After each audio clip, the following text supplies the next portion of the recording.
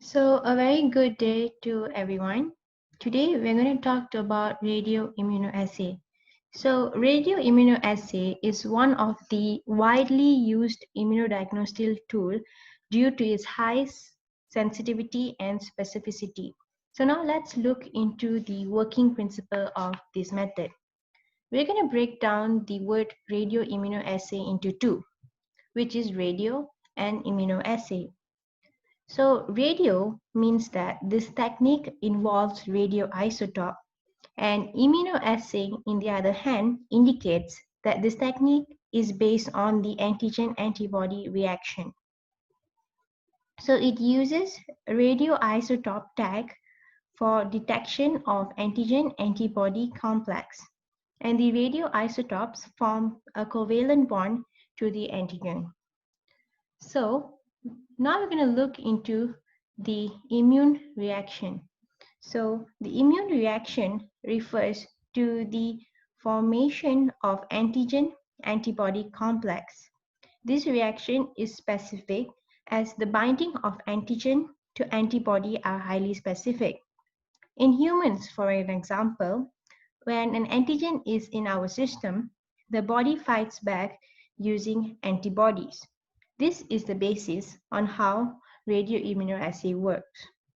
So the basic principle of this method is that it measures the presence and or quantity of antigen in the sample using radioisotope labeled antigen. So the commonly used radioisotope is iodine 125. So how does this work? Is through competitive binding between the labeled antigens and unlabeled antigens. So both these antigens are specific to the antibody used, so both can bind to the antibody. So now let's break this into simpler terms and use insulin as an example. So when we have a known concentration of insulin, we are going to tag the insulin with the radioisotope such as iodine 125 to make it a labeled antigen. And as for the unlabeled antigen, that would be the presence and the quantity of insulin in the patient samples. So as both of these antigens are basically the same, it's just that one is labeled and one is not, both will bind to the same antibody that is used in this technique. So now we have a well that is coated with the antibody specific to insulin, using insulin as an example. And we have a known concentration of the labeled antigen that is already tagged with the radioisotope. What we're going to do now is that we're going to add this known concentration of labeled antigen, in this case insulin, into the valve. And as you can see here, this labeled antigen will bind to the antibodies as the relationship is specific. And what's going to happen next is that we're going to add the patient sample into this mixture. What happens next is interesting. As both these antigens bind to the active site of the antibodies, they are going to compete for the interaction. So when the patient samples contains insulin in this case, it will compete with the labeled insulin to bind with the antibodies. And when this competition occurs, the labeled antigens or insulin will be displaced by the antigens from the patient samples to bind with the antibodies.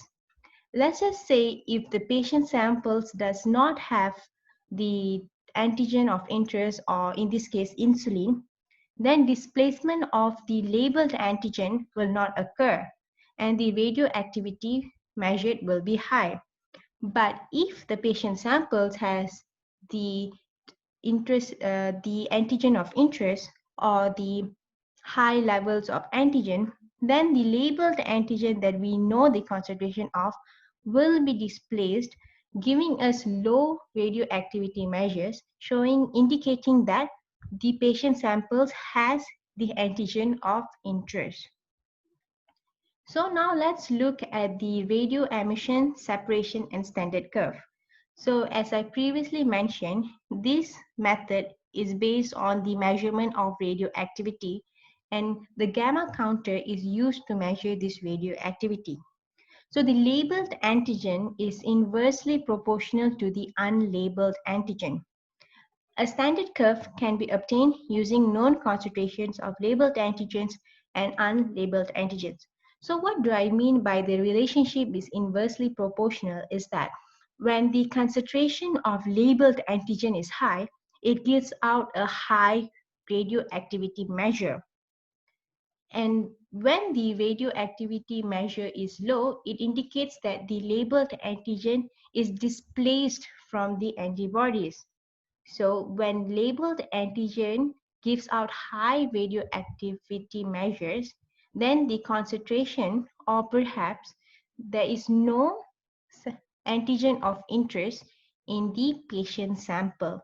But in another in another case where the radioactivity measure is low, it indicates that there is the presence of the antigen in the patient samples as displacement has occurred through competitive binding. So using all this information, a standard curve can be obtained. So first we need to have known concentrations of labeled antigens and known concentrations of the unlabeled antigens. So what we're going to do now, we're going to take perhaps 5 wells, for example. So in these 5 wells, we're going to have antibodies that is coated to the well. Let's say 3 antibodies. Next, we are going to add the known concentration of the labeled antigen. In this case, the insulin that is tagged with the radioisotope. So we're going to add the same concentration into all these 5 wells. So now keeping one of the well as a control, we're going to add the known concentration of unlabeled antigen in an increasing order. So if the first well has perhaps 5 milligram, then the second well would have 10 milligrams. So it would be in an increasing order.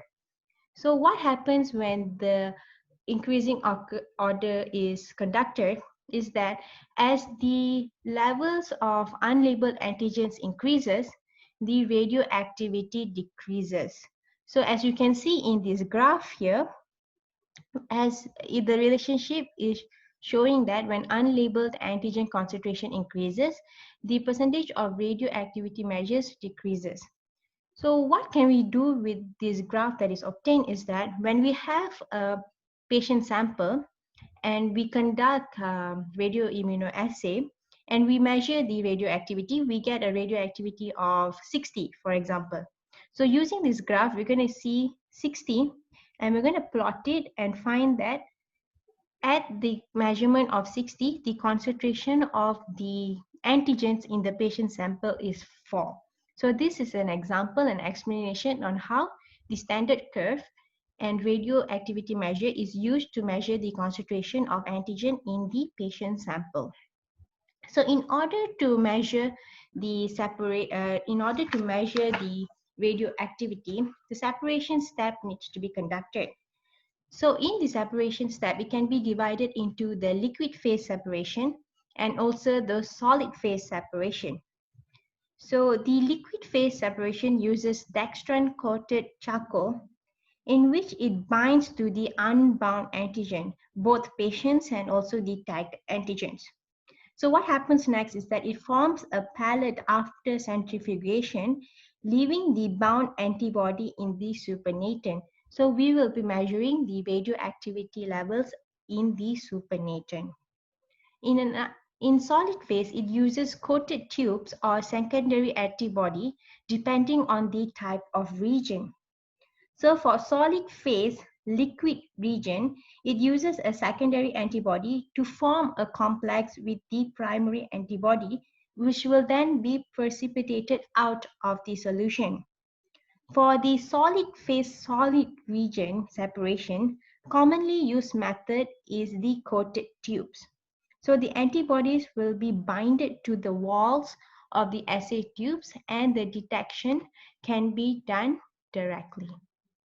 So basically, that is the whole principle and idea behind radioimmunoassay.